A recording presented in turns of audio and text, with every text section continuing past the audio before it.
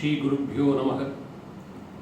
The fourth episode deals with two parables emphasizing the importance of the need for a guru and what should a sishya do on reaching a guru.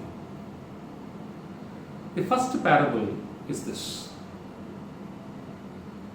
A owner of a diamond ring goes to a merchant to sell the diamond and he wanted to realize a good price.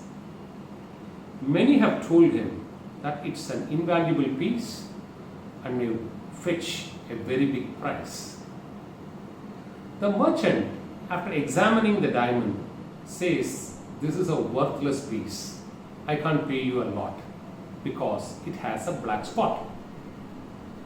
The seller, the owner of the ring, questioned the wisdom of the merchant by saying, "I don't see any black spots as I see the diamond. How do you say that there is a black spot?" Then the merchant facilitates, he puts the lens and moves it in a particular dimension and allows the owner to look through it and facilitates him in identifying where the black spot is. And finally, the owner is convinced that yes, indeed, there is a black spot.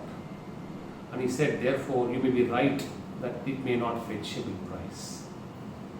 Acharya therefore now says, even for such a small activity of identifying the purity of a diamond, you need an expert. Then if somebody has to teach you life science, somebody has to teach you and impart you the way to progress and towards salvation and emancipation, how can one presume that they can attempt it and do it all by themselves? Any amount of reading, any amount of listening, any amount of conversation, any amount of discussions may help you to consolidate what pursuit of Vedic knowledge or wisdom or spirituality is all about. But the transformation can happen only when you get a guru to guide you. This is what he says in the first parable. Now he quotes the second parable. A worm from the banks of a river slips into the river, swirls, floats for a while, then goes down about to sink, swirls, comes back again. By sheer flow of dynamics, it moves towards the bank. Again, then it's driven back to the river, goes into the center of the river, then goes deep, then again comes back. So the process of swirling happens again and again. A patient gentleman looks at it and finally helps by taking the worm out of the river and placing it on the banks.